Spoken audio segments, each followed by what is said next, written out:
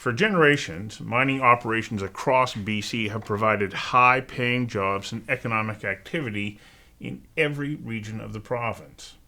According to the Mining Association of BC, mining continues to be vital to the provincial economy and the standard of living of people here in the province. BC's minerals and metals are key ingredients in clean energy technologies, and they are helping the world transition to a cleaner, low-carbon economy. The association goes on to point out that BC's mines and smelters support more than 35,000 workers across the province, from Campbell River to Cranbrook and from Victoria to Vanderhoof.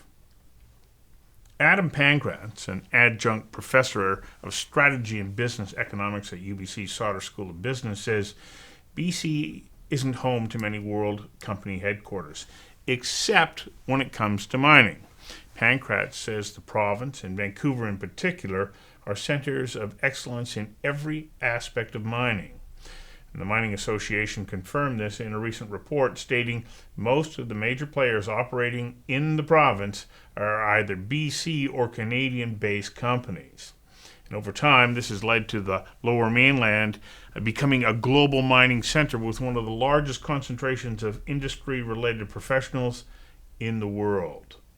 The sector embraces innovation and high tech to ensure operations waste less, conserve more, optimize the responsible extraction of resources, and minimize the environmental footprint. Mining in BC is largely a homegrown sector. From engineering to geology, finance, legal, accounting, chemistry, environmental services, high technology, and so much more, BC's mining expertise and services are in demand internationally. This sector has built a global reputation as responsible operators, from exploration, planning and permitting through to development, production, and reclamation.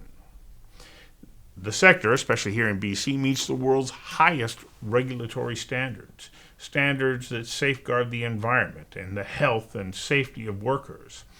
And while there's more to be done, BC's mining sector has taken a leadership role in advancing economic reconciliation with BC's Indigenous nations through numerous agreements and partnerships that reflect the principles of the United Nations Declaration on the Rights of Indigenous Peoples. Mining has become a significant partner with Indigenous businesses in BC and a large employer of Indigenous people.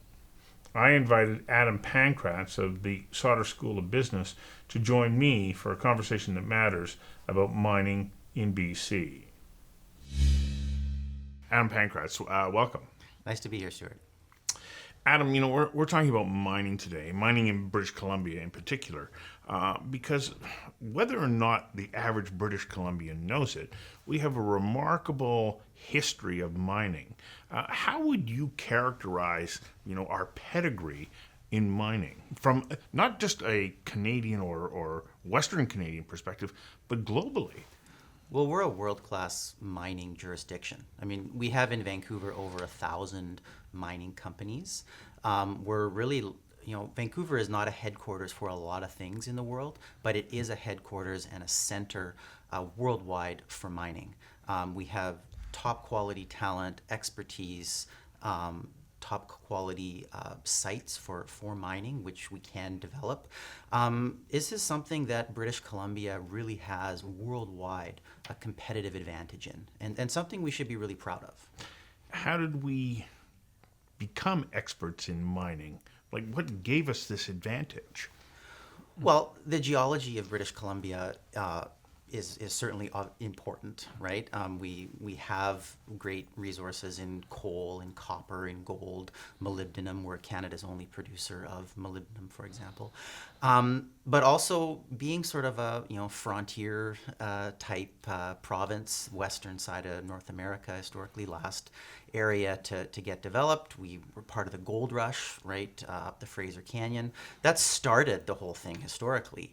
And it's maintained that. It's always been something that's been really important to our economy, and that governments have broadly supported because they recognize what an important part of the economy it is for British Columbia. So the thing that I'm trying to figure out as you're saying this, I'm going, okay, well, I know that there was mining in California and Nevada and Mexico. Why didn't they become the centers of excellence that you say we have become in mining?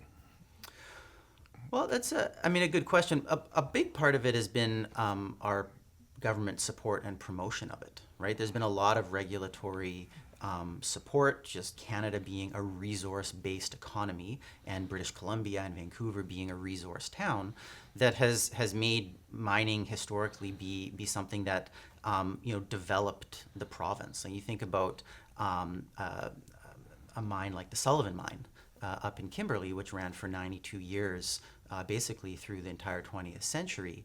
That Sullivan Mine and Kamenko, which was running it, they developed basically out the entire Kootenay region with trains and power plants and further development in other towns, and that really encouraged the development of the province as a whole, because we were sparsely populated and had the ability to develop these towns through mining. What was it about, I guess, the environment here that started to attract world-class geological talent? Because without those people who know how to identify whether or not there's a potential resource that can be, capitalized on, everybody can say, well, yeah, I think there's gold in them, there are hills, but finding it and developing it requires that particular talent.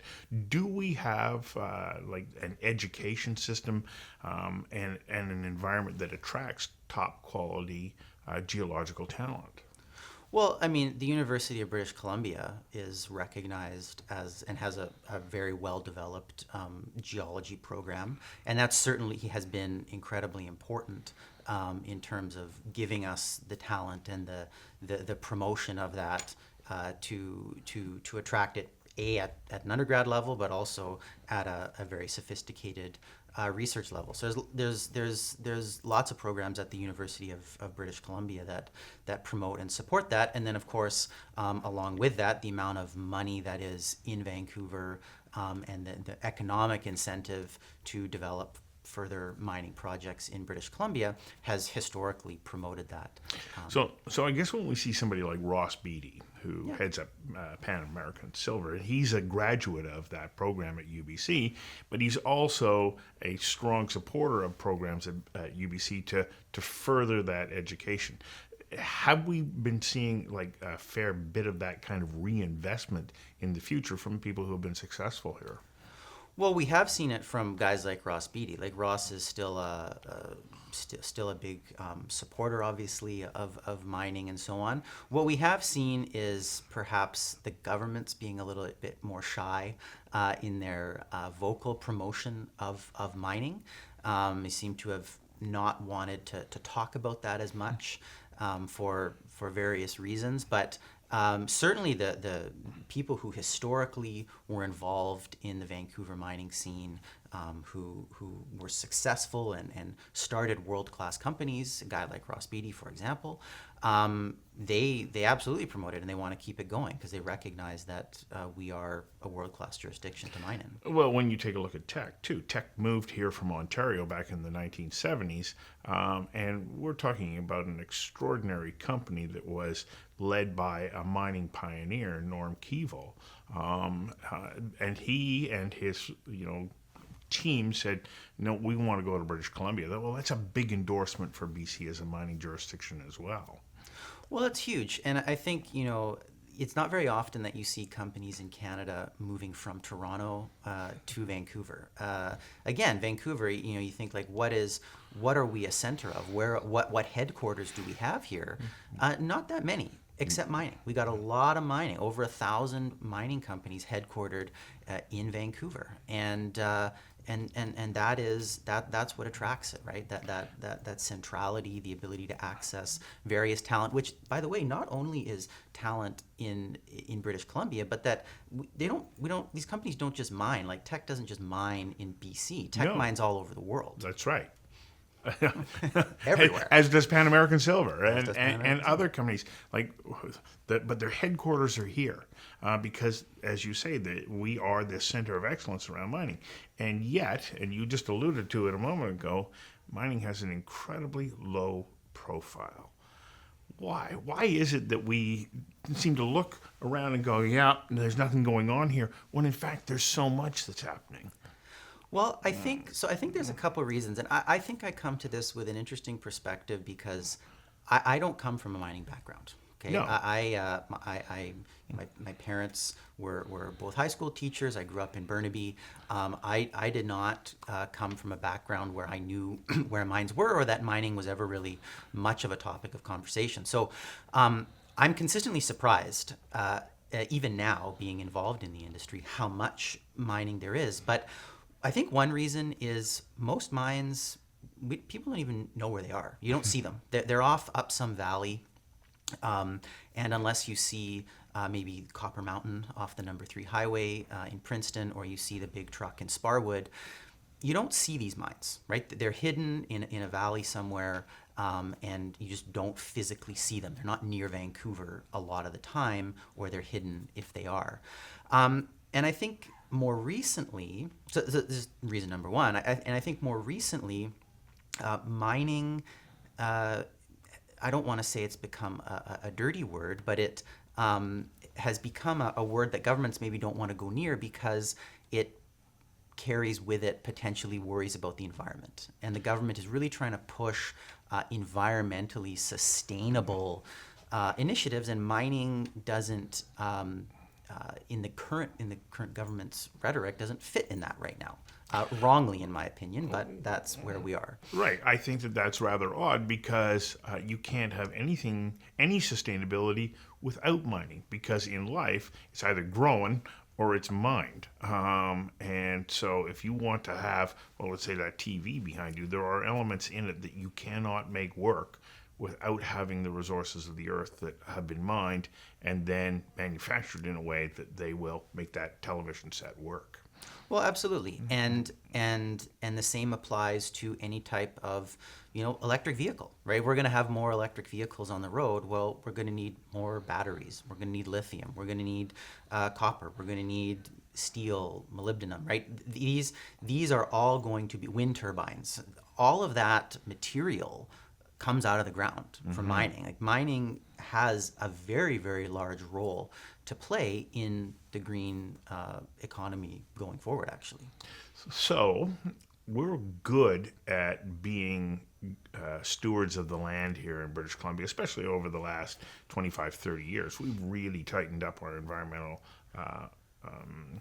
requirements, and yet people still sort of go, ugh, mining, like it's a dirty word. How do we get beyond that? Well, I think you're starting to see people, the tide potentially turn a little bit. You've got really good proponents of natural resource development like Ellis Ross, who has been very vocal in his support for example, LNG. Now that's not mining, but natural resource development, because he, for example, recognizes the importance of mining to the First Nations communities. Mining is the largest employer of First Nations in Canada, and has had a long history of working with First Nations communities. You notice that the Mining Association of British Columbia was one of the very vocal or prominent supporters of the UNDRIP legislation in British Columbia. This relationship has always, is very frequently positive, right? And creates opportunity. And I think people starting to be aware of that, and more prominent people with a voice like Ellis Ross talking about it, is getting the broader population to hopefully realize that mining has a real future here. We're not there yet. We need more positivity around it, but these are positive steps in the right direction. So what is the economic value of mining and its contribution to the province of British Columbia? So it's 25% of BC's exports are mining. That's excuse me? 25%. 25%? 25%, $11.7 billion in exports is mining. We don't know numbers just yet for this year, where mining has actually seen quite a boom because of the gold price and a surge in exploration. But a few years ago, 2016-17, we had 1.5 billion in capital expenditures, $200 million in junior mining expenditures, 350 million in other development and exploration. These are big dollars, like billions and billions of dollars that are put into the British Columbia economy, and that economic contribution, right, is not just for these companies. That's $650 million to government revenues to pay for the services that we all enjoy and want. And this is big time business. And I gave you the dollar numbers. How about the job numbers? 10,000 plus are employed in the mining industry directly. Direct jobs. Direct jobs.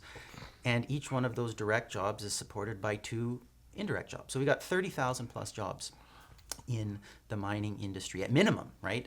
Probably more at the moment. But 30,000 jobs in British Columbia, in communities all around the province. This is big time stuff. On the company that I'm involved with, Rockmaster Resources, we have 2 families there, the Denny's and the Mills. The Denny's are 3rd and 4th generation prospectors, and the Mills also 4th or 5th even generation underground miners. They're working again because of mining. They're involved. They've been supported for generations because of mining, and that continues to be true today. So, not only are home to head offices, it's a significant economic contributor to the provincial government's bank account, provides jobs and opportunity in a lot of remote communities. But also Vancouver is this financial center for the funding of incubator companies that are in mining. How did that happen as well? In conjunction with that, Vancouver, even though we've taken that market and it's now part of the TSX, it was the VSC for the longest time. Still, it's through Vancouver that fundraising happens, because this is the other offshoot of what mining brings into the city. Well, in the province. Absolutely. You brought up the VSC. We don't have that anymore, but those networks and those connections and where that money and interest is to fund exploration, to fund large projects, that's all still by and large in Vancouver. Obviously, there's a lot in Toronto, that's for sure. But Vancouver, certainly for exploration, is enormous. This is a high risk business. These thousands of mining companies are here. They have the expertise. They know where to go. And again, not only in British Columbia. They have the ability to do this all over the world, but that economic activity is taking place in Vancouver. So there's a part of me that thinks, okay, well, we went through those somewhat interesting times. That's maybe a euphemism for saying there were a lot of things that maybe shouldn't have happened in the fundraising sector around mining going back to the 80s and 90s. And so we kind of lost the front position in being in the market. This is why the TSX wound up absorbing the VSC, so there was a greater level of accountability.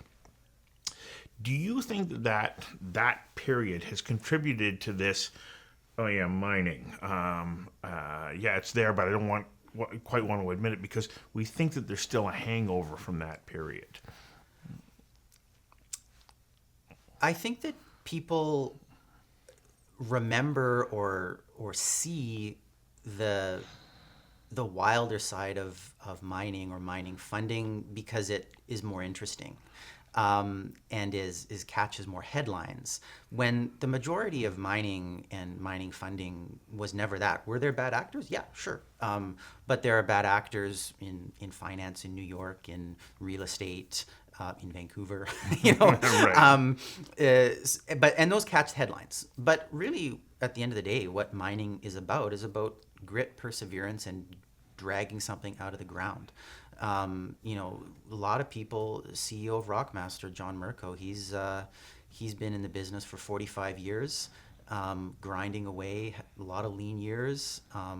Now all of a sudden the Revel Ridge project comes along, great opportunity with gold. But it was a lot of grinding and a lot of staying alive, making those connections, working hard, keeping the company alive, keeping that economic activity going, that allowed them, Rockmaster to get to that point. And that applies to all kinds of junior companies, and by the way, even large companies like Teck.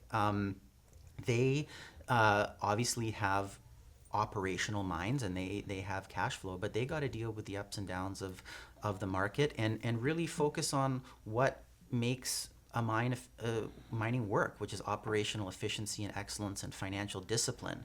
So, does that wilder side, did it ever contribute? I'm sure in some areas it did, but really that's not what mining's about. Mining's about efficiency, discipline, and grit and resilience. Okay, so one last topic just before we wrap up, and that is women in mining, because I think there's also this perception that it's such a remote, dirty, tough business that there isn't a place for women. But as Anna Tudela, when she was with Goldcorp, pointed out, no, there's a tremendous range of opportunities for women in mining.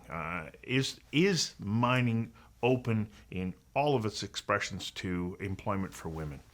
Absolutely. Absolutely. And in all different types of jobs, whether that's being a geologist. We have a woman who's a geologist on our team, whether that is running the camp, whether that is driving the machines. All of those can be done by women and actually is encouraged, right? I mean, the bigger diversity you have, we know, in any company, in any organization, the better off you're going to be. So yeah, this is an area that if women want to get involved, if it's not something they've thought about before, absolutely, I would encourage them to do so. So do you think that if we are better at embracing mining as being one of our key economic sectors, that it can do nothing more than enhance what is already a prosperous sector in the economy? I think the opportunity is huge if it's done right. Kind of perversely with COVID, more money has been spent in BC because the companies who operate internationally have a lot more difficulty operating internationally, like drill rigs and so on, right? So COVID, in a way, kept that in BC, the more economic activity. But that's going to end. So what happens when that ends? If the government recognizes the opportunity that mining has to support Indigenous communities, to contribute to the economy, to contribute to the green economy going forward, and promotes that and creates a regulatory environment in which there's certainty, then mining has a really bright future in British Columbia. So you say there's a changing narrative and it's a good one. I certainly do, yes.